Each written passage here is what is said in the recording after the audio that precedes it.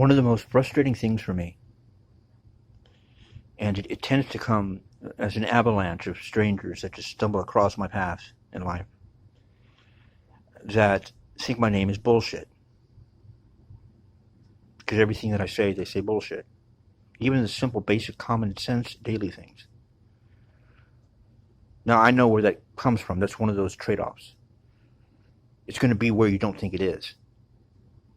So, if I was in a suit and tie and pull up in a BMW, they probably wouldn't have called it bullshit. And that's one of those tragedies of being on this planet. It's the aesthetics. People put way too much weight on that, not realizing that there is real gold where there is really no money at all.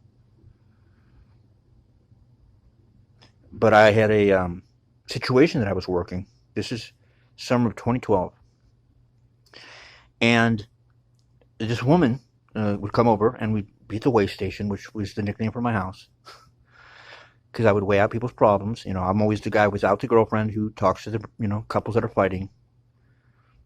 That whole, about that, right? Well, okay, it's always like that, right? Okay. And she basically is going to court, and she's going to get a lot of jail time. At the time, she did not tell me what she had done wrong. I didn't think it was anything serious. It ended up being serious. She actually ended up doing 7 years. But at one point, she broke out of prison or jail. She went to, what was that place? Oh man, it's in Watsonville. She broke out and she came here. I wasn't at home, and she used the home phone. My dad let her use the home phone, and she calls me, and I'm like, "What the fuck?" And she's like, "Yeah, I need to see you." I'm like, "You're supposed to be in prison." She goes, "I know." I broke out. I left. I'm like, "Okay, well, I can't come home for 45 minutes, So by the time I got home, she was gone. But she knew to come see me. And what was interesting is she kept saying, "I need a letter from you. I need you to write me a letter to the judge." So it was interesting. She didn't know me that well. She was someone that I met through Annie. And I don't know where she got that Wendy type of knowledge. Why are you so insistent that I write a letter to the judge? Who told you that I could write a letter to the judge? You're asking me to lie. I'm not going to lie. I can write what you need written, and I can get you out of jail. But, you're coming to me and basically telling me, write me a letter. Back then it wasn't as important as it is now. But we ain't doing that for nothing in return. And with her, it was very clear what we needed in return. Now, she had a very negative, in fact, the way she describes it, I never researched this. But I know people know about it. It's something that happened at the Santa Cruz County Jail regarding male and female inmates. Something that ended up splitting up where they store the inmates. Something to that effect. It happened about 10 or 15 years ago. She won a lawsuit for it. It changed her. You see this happen a lot. You don't realize it at first, but the trauma something has happened here where we're not just talking about someone who's different because of a bad incident, but something has gotten to her. And she wasn't necessarily physically dangerous to me, but she was a danger. She brought a heavy, dark element with her that I know you felt a lot, and you always thought that was Jimmy or someone else. And it's one of those things where, like, if you're a cop and you come up from work and your wife's a psychic and she goes, "Oh my God, you're a rapist." No, honey, I'm working a case for that. No, you're the rapist. No, you don't understand, because you kind of know you're just reading me wrong. You're getting it right, but you're reading me wrong. You're vibing off of someone else that I was around, because that's the nature of the job. And so I consulted with myself, so to speak, and decided, okay, I tell you what if I can do something like, prove something to you? Will you give admission to the reality of something? And that's really what it came down to. She had a big beef with, the creator. Let's put it that way. And I knew who or what was owning her. We could still talk face to face. And basically thought, well, what's the biggest stunt I've ever pulled for myself? That, like, when I didn't believe myself, what was the biggest one that really jolted me into, now what, motherfucker? You know what I mean? And I said, okay, and I thought about it and consulted about it, and I said, what if I were to show you that I can pick the winning lottery numbers? Bullshit. Okay, again, that's my name. Now, most people never allow me to even get to that point. That's what's frustrating. They say bullshit and they walk away. But this chick's not like that. No, bullshit. I dare you. I bet you can't. I bet you can't. And that's what I want to hear. That's where I get off. And I said, well, wait a second. We need something from you. I'll write you your letter and we'll get you out of jail. And I didn't even know she was going to do. I didn't know what she did wrong. It was like check fraud, but it was like her fifth strike or something like that. So she was going to do a lot of time. I thought she was talking about like a month. I go, we'll get you out of jail, but if I do this, we need submission from you. Just the acknowledgement of that power existing is all we needed from you, because she was very much in sort of despising anger, and I can understand why towards that scenario, the whole, if there was a God, why would he let this happen? Kind of thing seemed to be going on with her. So I said, well, I can pick the winning lottery numbers. The deal is this, though. I cannot, and you cannot, go and purchase a ticket. So I will let you watch them as close as you want. And we were going to hang out for a few hours. The numbers come out at what time? 7 o'clock. You can pick the rules. I'm going to write down these numbers, and they're going to come up the winning lottery numbers. But we cannot buy a ticket. She's fun, sure, whatever. Bullshit. I bet you're wrong. All these challenges. I love to hear that. I really do. But we're going to get acceptance from you, right? We're going to get you back. And she never even said yes or no. She just kept, she didn't even think about it, because it's not going to be possible that you can do that. And that's what I wanted to hear. So sure enough, I get approval from the boss, and I write down the numbers, and the lottery numbers come out, and I hand her the paper, and they're the winning lottery numbers. And she looks at that paper for about, it seemed like an eternity, but it was more like 5 seconds.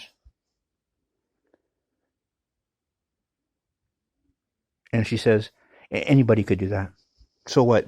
Anyone can do that. That's not that big of a deal. Anyone can pick those numbers like that. And that was so disappointing to me. It was so, it leaves like a big lump in your stomach when that happens. You don't exude that type of power or force to try to assist somebody. To have them deny it is so depressing, because it's so rarely done. Most of the time it's rarely done because people say, do it again. That's why you can't do it all the time, because everyone wants one done for them. It would just be chaos. But for her to say, anyone can do that, and I even bought the answer for a second. I'm just like, well, I guess anyone could theoretically do that, but we kind of had a deal here. I'm doing it here right now in front of you at the last minute. I'm not saying, people every week do that. People every week pick winning lottery numbers and win. But I told you I could do it for you and show it to you right now in this hour, and you would agree with us. And she wouldn't do it.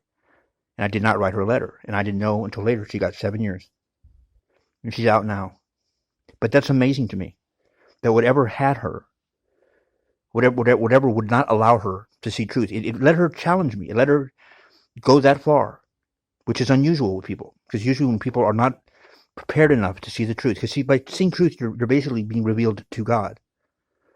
That's why they say God's the truth. It's not that God always doesn't lie. It's not that. But he's not that liar. And everything depends on that lie. There's this feeling of like, I don't care if it is a lie. It makes me happy, and I want to stay here. I don't want to go to the danger zone. It's not the danger zone. It's a freedom. I don't want freedom. I'd rather be content in his. Would not let her go. Would not let her accept the reality of what I just showed her. And that was so depressing. That she would literally do 7 years. She was basically admitting, I would rather go to jail and prison than to lose my imaginary friend, so to speak. That's not what she said, but that's what I call it. And she did 7 years.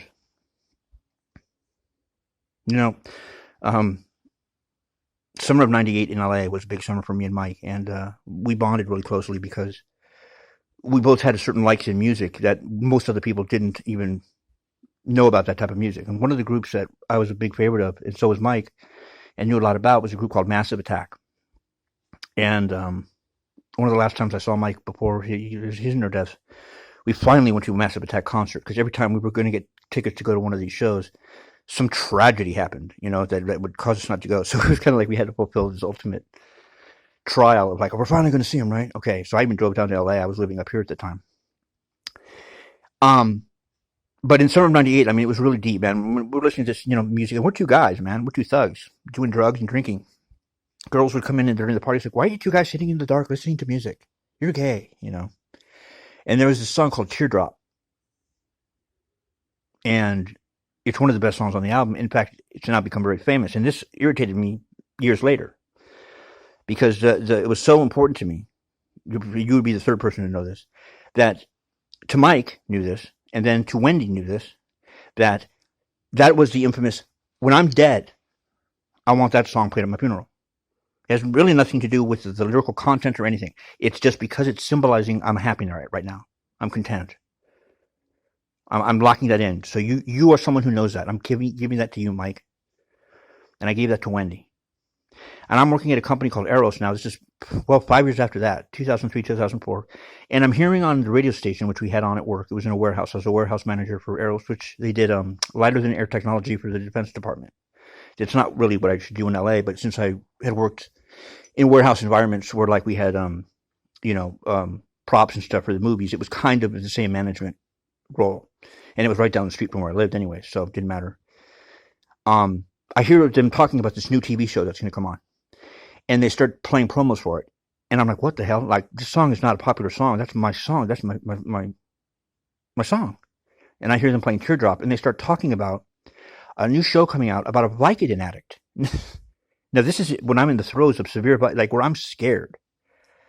Like I'm in such denial out of a health reason. Like, it's good to have denial. Because if you accept the truth, you probably have a heart attack. You don't know what to do, and you could die. And they're playing my song. They're talking about Vicodin addicts. Back then I didn't put those things together. And it's going to be a show about a doctor or something like that. And it's really, really weird.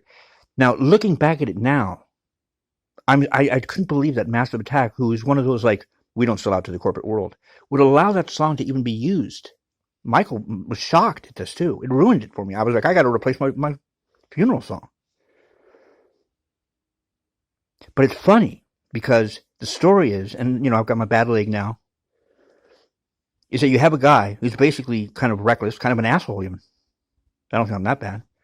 Who works at one of the top hospitals around, and his only benefit is that he can solve the unsolvable problems.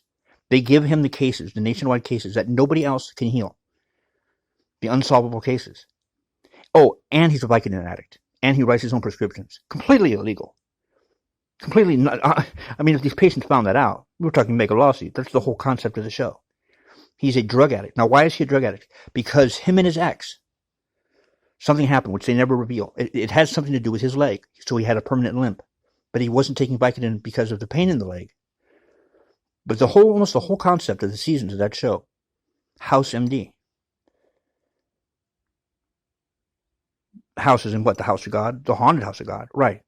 But the house of God, where this guy can solve your problems. But there's one little benefit. Or side check to that. What? He's allowed to use drugs. Why? Just call it divine intervention into people trying to cause an intervention.